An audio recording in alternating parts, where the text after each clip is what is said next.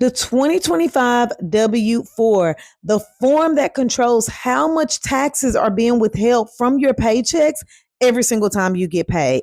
Let's go through it. And for those who may be new into the workforce, if you are an employee, your employer should have given you this form, guys. You're given this form whenever you start a new job. And if you've been on a job, you are supposed to revisit this form every single year, once a year at the start of the year, and or whenever your financial situation changes. All right, so let's dive in. We're going to start with basic information, how to access the form, how to fill it out, how it all works. So grab your pen and paper and let's go. All right, guys, so we are going to the IRS website. As you can see, irs.gov. On this screen, you are going to scroll up until you make it to Tools and Applications. You're going to see this arrow. You're going to keep tapping that arrow until Tax Withholding Estimator comes up, and you're going to click Check Your Withholding.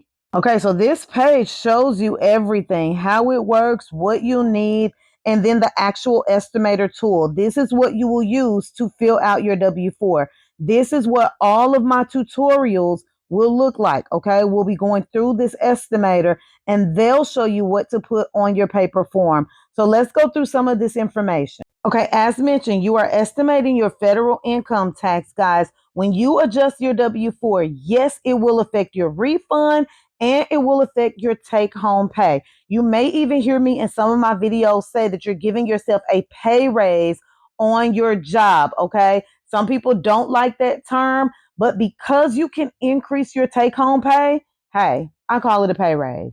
You will need pay stubs for all jobs, other income info, like if you have side jobs, self-employed, investments, and your most recent tax return. Now, most of the time, you don't need your most recent tax return. They tell you don't use this tool if you are a non-resident and if your tax situation is complex. There is some readable information here. I'm not going to go through all of this to avoid the video being too long, but I can do multiple videos if you guys need me to.